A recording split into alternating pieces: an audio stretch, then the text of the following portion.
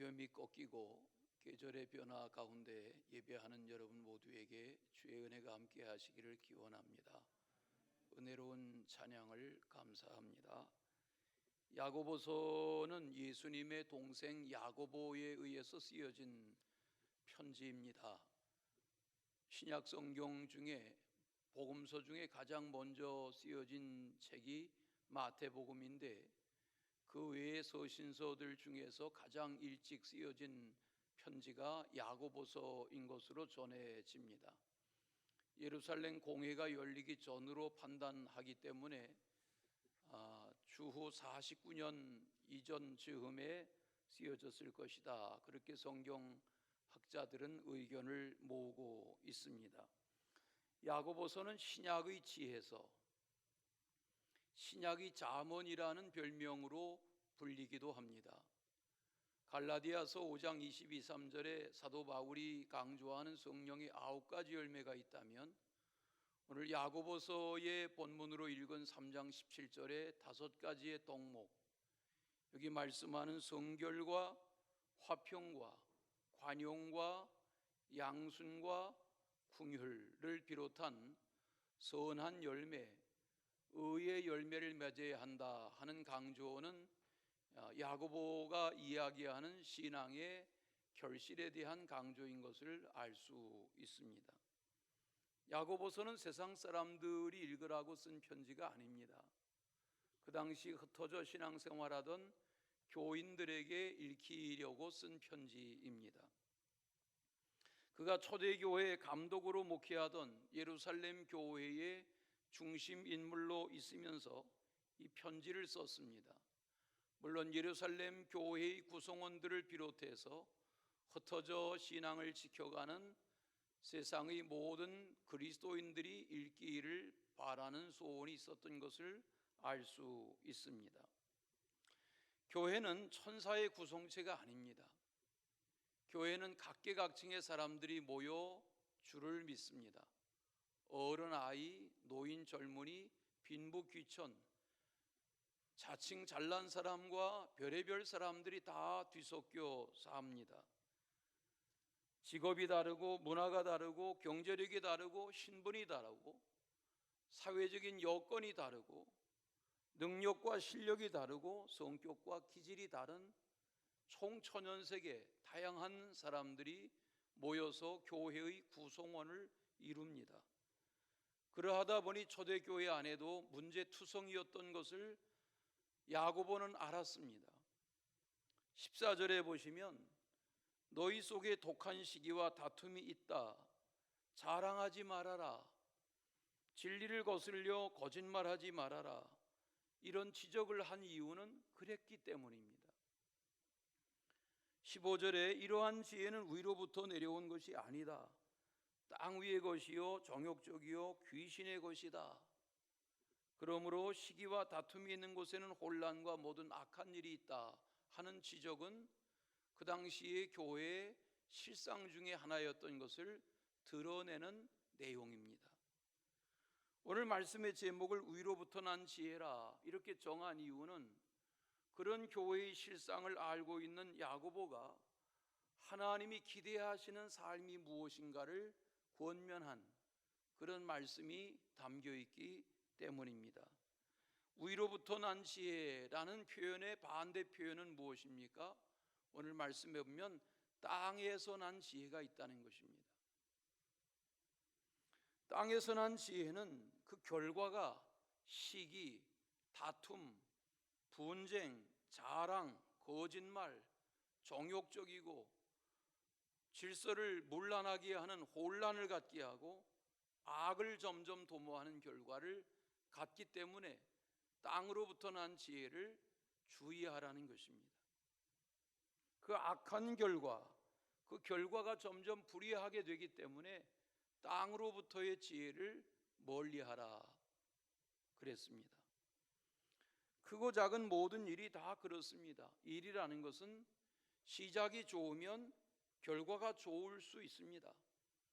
그러나 좋은 의도로 시작을 했어도 거기 악이 개입되고 불의한 세력이 개입되면 그 결과가 선한 열매를 맺지 못할 수도 있습니다. 그러나 대개는 심은 대로 거두는 법이 맞습니다. 예수님이 산상수훈에서 그런 말씀하셨죠. 좋은 나무가 나쁜 열매를 맺을 수 없고 못된 나무가 아름다운 열매를 맺을 수 없다. 이러므로 그들의 열매로 그들을 안다 하는 것은 오늘 말씀의 뒤에 보면 선한 열매, 의의 열매, 이렇게 열매를 강조하신 것처럼 열매로 답하는 것입니다. 이 가을은 열매를 보는 계절 아닙니까? 오곡백과가 열매로 대답하는 것입니다. 인생도 한 해 한 해 계절마다 날마다 그 결과물로 말하는 것입니다. 야고보가 말하는 지혜와 총명이 무엇입니까?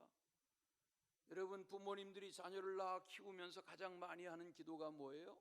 하나님, 우리 아들 딸들이 지혜와 총명이 있게 해주세요. 그렇게 기도합니다.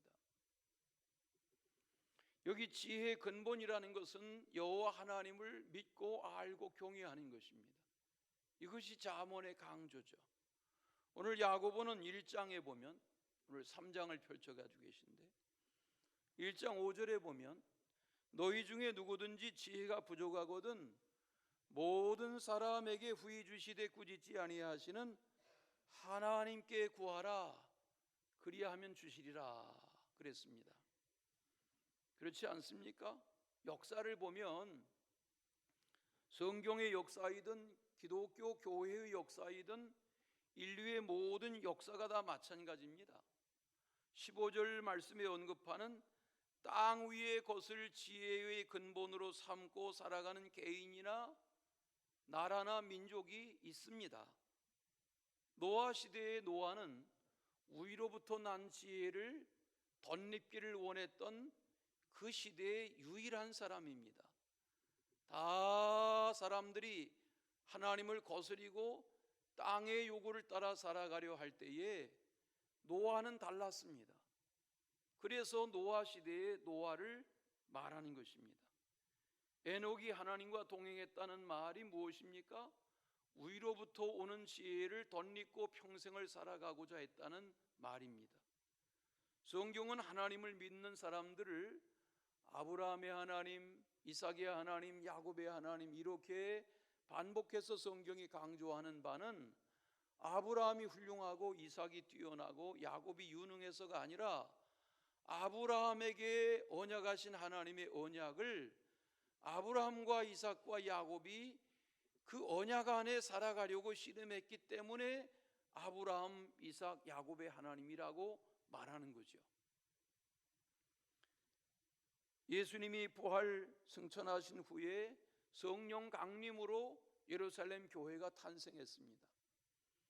예수님의 아우였던 야고보, 예수님을 낳고 요셉과 결혼하고 나사렛에 살면서 낳은 자녀들 중에 야고보라는 동생이 있었습니다. 이 야고보는 예수님이 살아계실 때 나사렛에서 한 집에서 사실 때 자기의 형님을 하나님의 아들로 반신반의했습니다. 그러나 그분이 가정을 떠나고 제자들을 부르시고 하나님의 아들로서의 생을 사시고 죽으시고 부활 승천하신 후에 성령 받으라 하는 자리에 함께 기도하다가 성령을 받고 자기 형님인 예수님이 누구신지를 제대로 체험하게 됐습니다. 그리고 예루살렘 교회를 떠나지 않는 훌륭한 지도자가 됐습니다. 갈라디아서 2장 9절에 읽어보면 사도 바울은 내가 기둥같이 여기는 야고보라 이렇게 사도 바울도 예수님의 아우인 야고보, 예루살렘 교회의 담임이었던 야고보, 야고보서의 기록자인 야고보를 기둥같이 여긴다 그랬습니다. 하나님의 사람들은 지혜와 총명을 구하는 사람이어야 합니다. 오늘 말씀에 너희 중에 지혜와 총명이 있는 자가 누구냐라고 질문하는 이유는 다 자기 나름대로 지혜와 총명을 구하며 사는데 아니라는 것입니다. 서로 시기하고 서로 다투고 서로 자기 자랑하고 서로 거짓말하고 서로 정욕에 사로잡혀 있고 혼란과 악한 일만 도모하는 그런 세력들이 교회 안에도 있었다는 것입니다. 세상이 그렇다는 것은 우리가 압니다. 세상은 그렇습니다. 그러나 교회는 달라야 하는데 교회 안에도 그랬다는 것입니다. 교회는 달라야 하는데, 교인은 달라야 하는데 세상과 다른 점이 없었다는 것을 알고 오늘 야고보가 통한이 여기는 마음으로 이런 편지를 쓰게 된 것입니다. 선행으로 말미암아 지혜와 온유함으로 말미암아 하나님의 일을 행해야 하는데 그렇지 못한 이들이 적지 않은 것을 알고 도전하는 편지를 쓴 것입니다. 당시 로마 사람들은 온유라는 덕목을 아주 못된 덕목으로 여겼다고 그럽니다. 로마 사람들은 용감했습니다. 씩씩했습니다. 그것이 인간의 덕목이지 온유라는 것은 인간의 덕목이 아니다, 그렇게 여겼습니다. 그런데 예수님이 그 로마 시대에 오셔서 뭐라고 말씀하십니까? 내 마음은 온유하고 겸손하니 내 멍에를 메고 내게 배우라. 이 예수님의 말씀은 당시의 세상을 살아가는 로마의 지배권 아래에 있는 사람들에게 폭탄적인 선언이었습니다. 어떻게 사람이 온유하게 살아야 된단 말인가? 온유하게 살면 사람 취급을 하지 않던 때에 예수님은 온유하고 겸손한 삶을 강조하신 것입니다. 예수님이 선포하신 말씀은 세상을 살아가는 사람들과 역행이 되는 말씀이었습니다. 땅 위의 것과 정욕적인 것과 귀신적인 것에 쫓겨 사로잡혀 살아가는 사람들에게 부와 권력을 쟁취하고 명예를 쫓으며 살아가려 하는 사람들에게 주님의 말씀, 성경의 가르침은 거스리는 말씀처럼 들렸습니다. 그런 모습들이 교회 안에 스며드는 것을 알고 야고보가 일일이 진리를 거슬려 행하는 악을 지적한 것입니다. 땅에서 난 지혜가 뭡니까? 모세 시대에 하나님이 고난당하던 애굽의 노예 백성 동족을 이끌어냈습니다. 이것이 우리가 아는 출애굽입니다.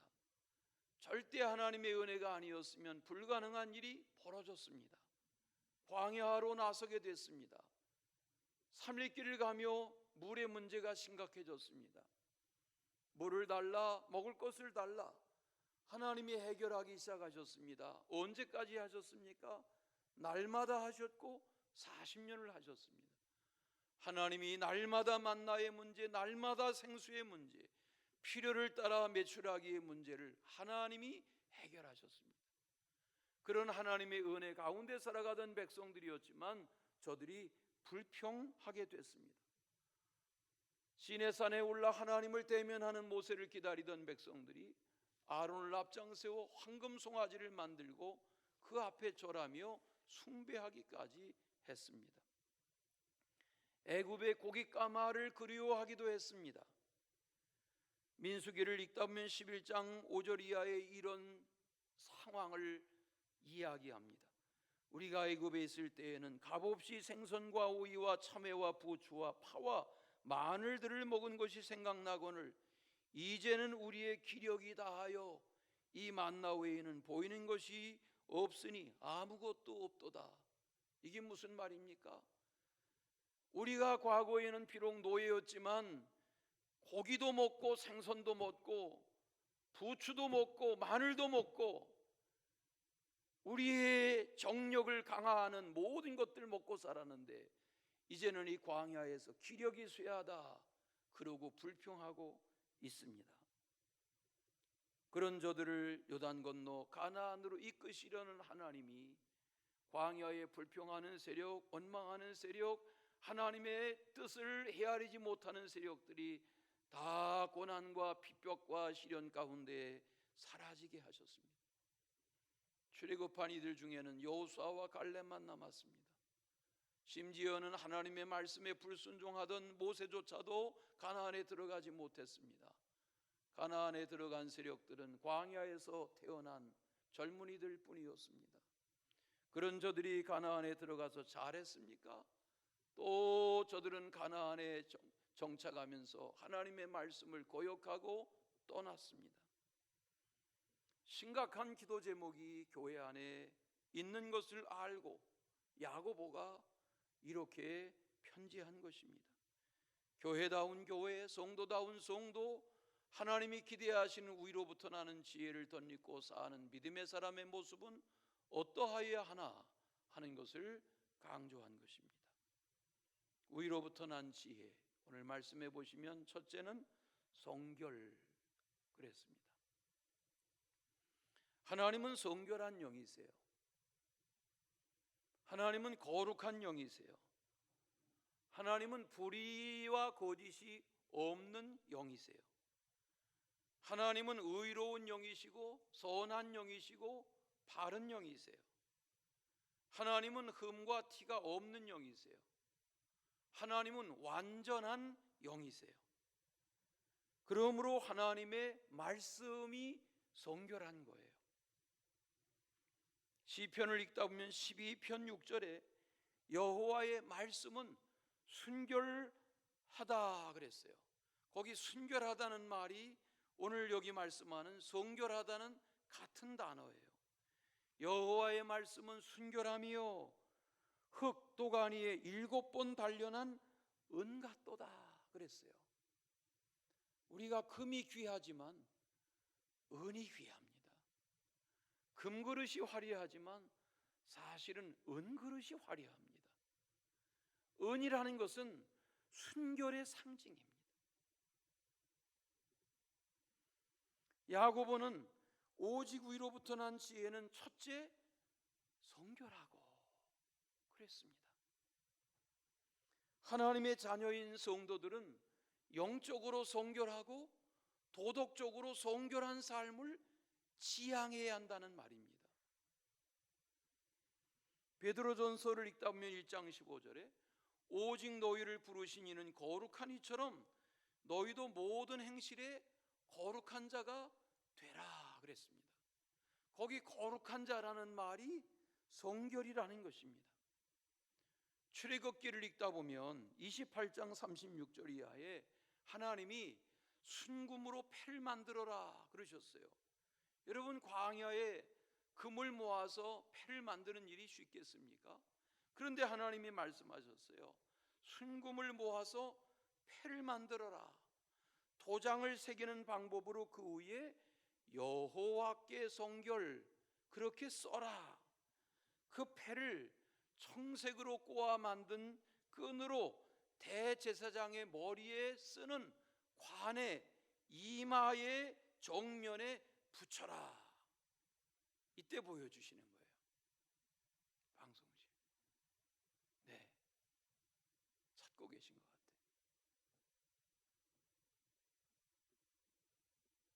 찾으면 보여주세요. 하나님은 이렇게 만든 패를 대제사장인 아론의 이마에 얹으라 그러셨어요. 아직 안 나왔죠? 만들고 있는 것 같아요. 이 앞에 나오는 백성들이 여호와 앞에서 성물을 드리게 하셨어요. 하나님은 성결한 주님이세요. 이제 나왔네요. 시간이 걸렸어요. 만드느라.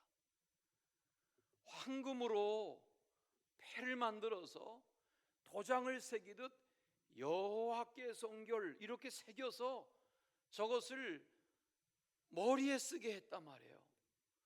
금으로 한 것은 무엇입니까? 변하지 않는 거예요. 이마에 보이게 하라는 말은 무엇입니까? 백성들이 보게 하라는 거예요.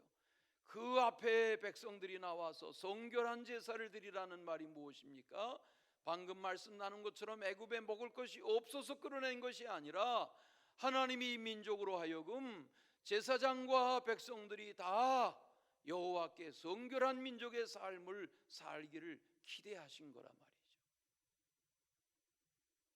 지난 명절 기간의 뉴스에 지난 1년 동안 대마와 양귀비 등 마약류를 재배하다가 적발된 이들이 3,000명이 넘는다. 그런 뉴스 사진 자료와 보도 자료가 나왔습니다. 어떤 사람들은 월세방에서도 대마를 키우고 양귀비를 키웠다. 월세방 안에서 햇빛이 안 드는데 어떻게 대마를 키운다는 말인가? 중국에서 값싼 LED 식물 재배용 등을 사다가 햇빛을 가리우고 실내에서 24시간 LED 등을 비추어서 대마를 키웠는데, 그렇게 적발량이 자그만치 대마만 12,304주에 이른다.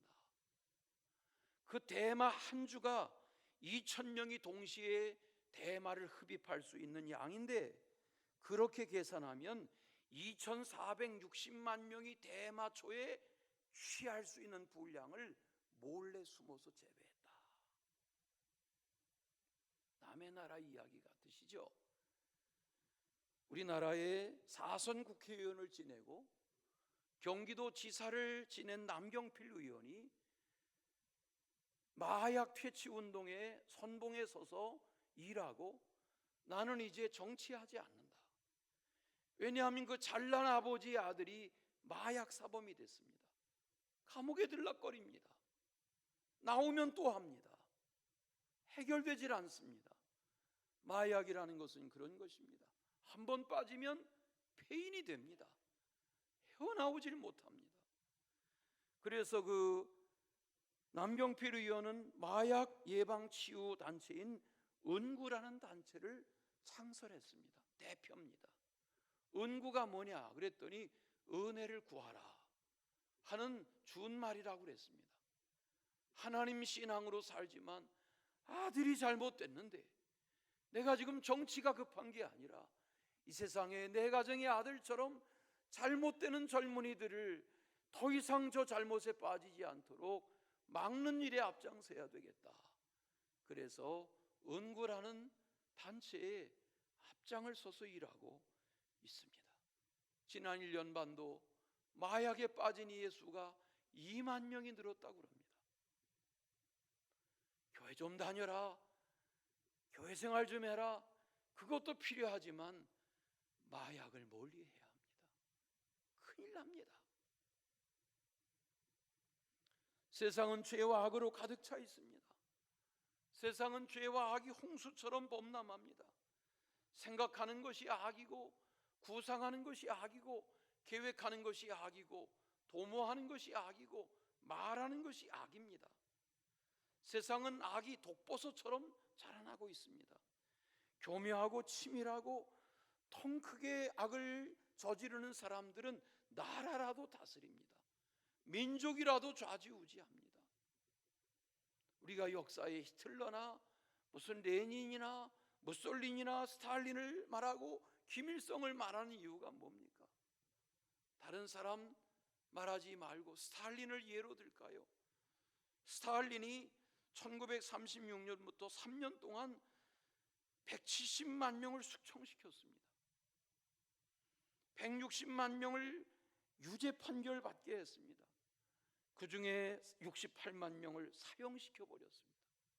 이건 예로 간단하게 드는 것입니다. 스탈린의 KGB 요원들 엄청났습니다. 그 KGB 요원 중에 한 사람이 지금 지구의 악의 축의 중심인 러시아의 독재자 푸틴입니다. 그는 자기가 젊어서 배운 KGB의 그런 첩보 작전을 그대로 체득해가지고 지금 FSB라는 러시아 연방보안국이라는 것을 운영하는데 그 요원만 35만 명입니다.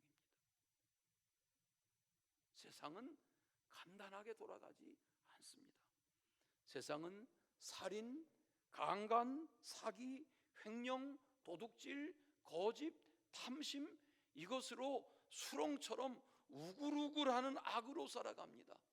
그런데 야고보가 충격을 받은 이유는 그런 악이 교회 안에 그대로 들어와 있다는 것을 알고 깜짝 놀란 것입니다.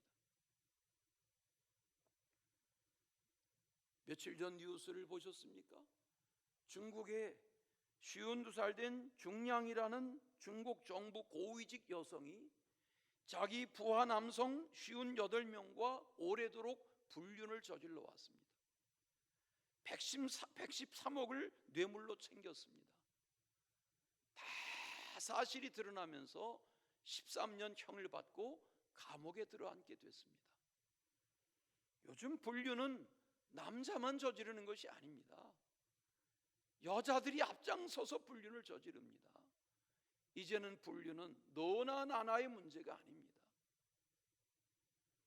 야고보는 초대교회 당시에 교회 안에 그와 같은 독한 일들, 시기, 탐심, 자기자랑, 거짓, 혼란, 이 악이 가득한 것을 알고 지적한 것입니다. 그러므로 위로부터 난 지혜를 구하라 한 거죠. 우리는 알죠. 성령 충만한 사도행전 교회에 아나니아 삽비라와 같은 사건이 벌어집니다. 사도행전 5장입니다. 뭘 말합니까? 다 성령 받고 다 은혜 받고 다 헌신하고 다 충성하고 다 진실한 것 같지만 아니라는 것입니다. 성결한 삶이란 하나님의 뜻대로 살아가고자 하는 삶입니다. 우리가 주님 앞에 기도할 때 주여 주여 하지만 탐심에 잡히고 자기 자랑에 잡히고 정욕에 잡히고 악에 잡히면 그 결과는 망하는 것입니다. 내 결정, 내 판단, 내 취향, 내 요구, 내 주장, 내 의지대로 사는 것이 아니라 순간마다 위로부터 주어지는 성결의 지혜를 덧입는 그리스도인이 되시기를 축원합니다. 두 번째는 화평, 관용, 양순, 긍휼에 대해서 말했습니다. 화평이 무엇입니까? 영어 성경에 보니까 peace, loving 그랬습니다. 화평은 peace를 사랑하는 것입니다. 온유하고 다른 사람을 존중하며 귀하게 여기는 것을 화평이라고 말합니다. 하나님은 죄와 악으로 인해 하나님을 떠난 인간을 구원하시려고 예수님을 화평케 하시는 분으로 보내셨습니다. 구원이란 불화했던 인간이 십자가의 사랑과 구원을 깨닫고 하나님의 화평을 누리는 것이 구원입니다. 십자가의 사랑과 용서를 깨달아서 주님과 교제하며 살아가는 것이 화평입니다.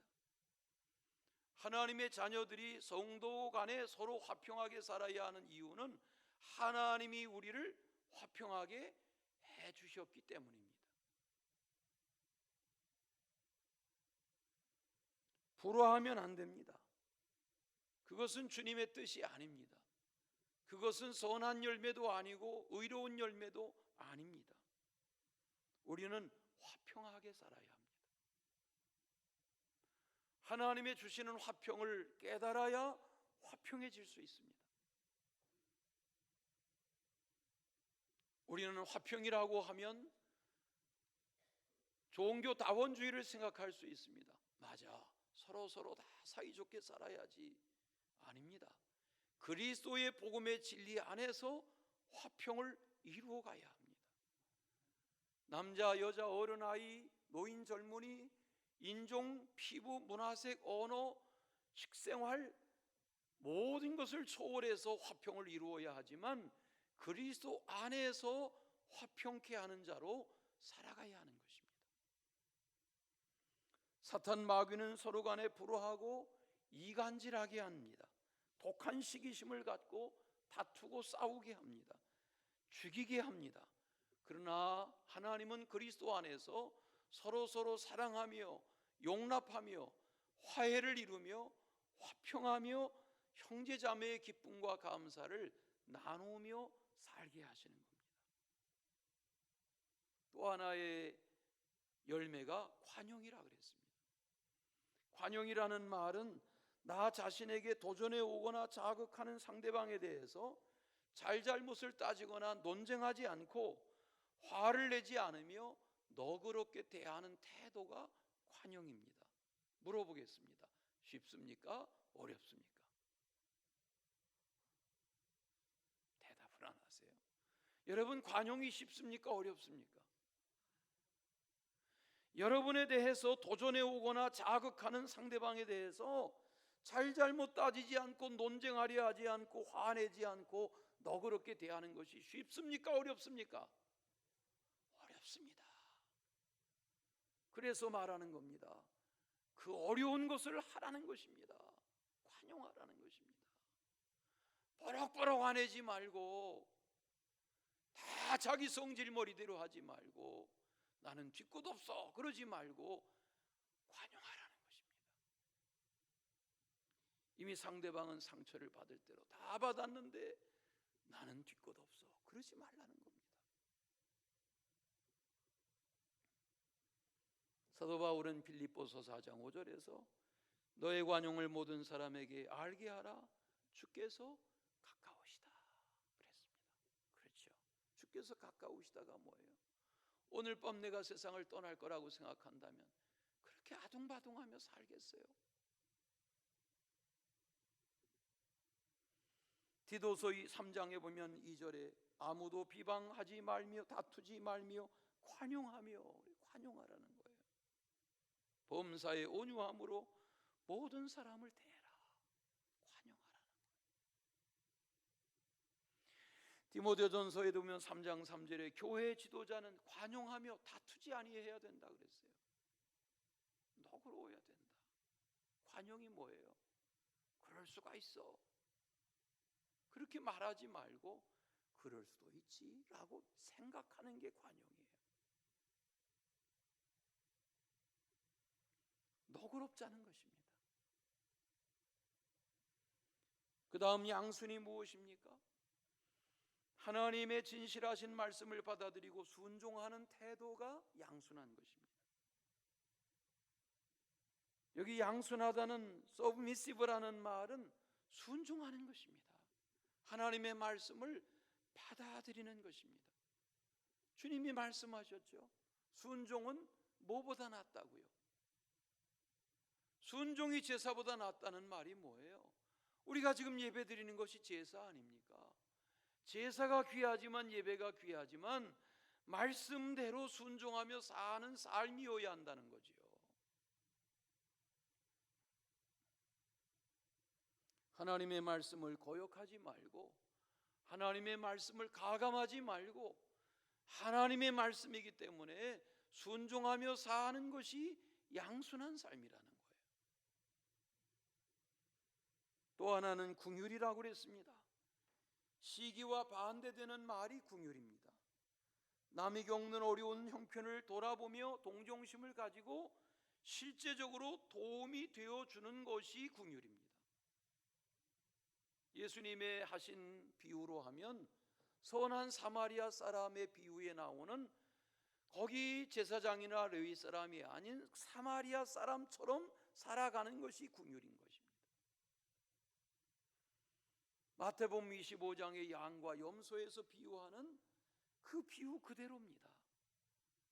말로만 배부르게 하라, 더웁게 하라 말하지 말고 먹을 거 주고 마실 거 주고 입을 거 주고 병든 자 돌아보아 주고 갇힌 자를 찾아봐 주는 것이어야 긍휼이라는 것입니다.